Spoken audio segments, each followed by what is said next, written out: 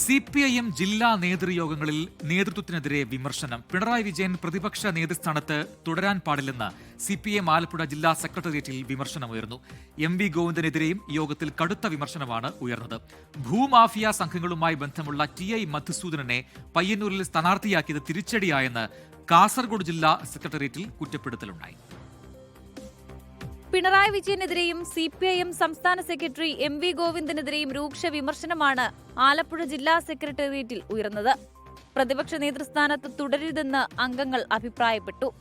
സംസ്ഥാന സെക്രട്ടറി നടത്തിയ പല പ്രസ്താവനകളും ബ്രാഞ്ച് സെക്രട്ടറിയുടെ നിലവാരം പോലും ഇല്ലാത്തതെന്നും പാർട്ടിയിൽ തിരുത്തലുകൾ ഉണ്ടാവണമെന്നും അഭിപ്രായമുയർന്നു. G. സുധാകരനെ നേരിട്ടതിൽ പാർട്ടി പരാജയമെന്നും കുറ്റപ്പെടുത്തൽ. VN വാസവൻ, സജി ചെറിയാൻ, CS സുജാത, തോമസ് ഐസക് എന്നിവർ പങ്കെടുത്ത യോഗത്തിലാണ് നേതൃത്വത്തിനെതിരെ രൂക്ഷ വിമർശനമുണ്ടായത്.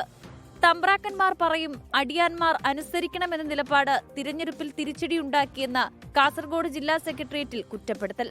ഭൂമാഫിയ സംഘങ്ങളുമായി ബന്ധമുള്ള TI മധുസൂദനനെ പയ്യന്നൂരിൽ സ്ഥാനാർത്ഥിയാക്കിയത് തിരിച്ചടിയായെന്നും വിമർശനം.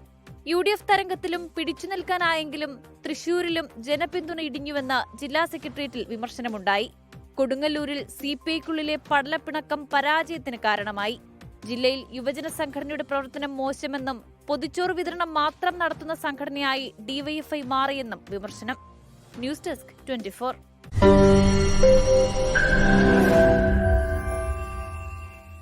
ലോകത്തെവിടെയായാലും ഏത് സമയത്തും 24 വാർത്തകളും ഓഗ്മെന്റഡ് റിയാലിറ്റി പാക്കേജുകളും എക്സ്പ്ലെയിനറുകളും വിശദമായി കാണാൻ ഞങ്ങളുടെ YouTube ചാനൽ നിങ്ങൾക്ക് സബ്സ്ക്രൈബ് ചെയ്യാം.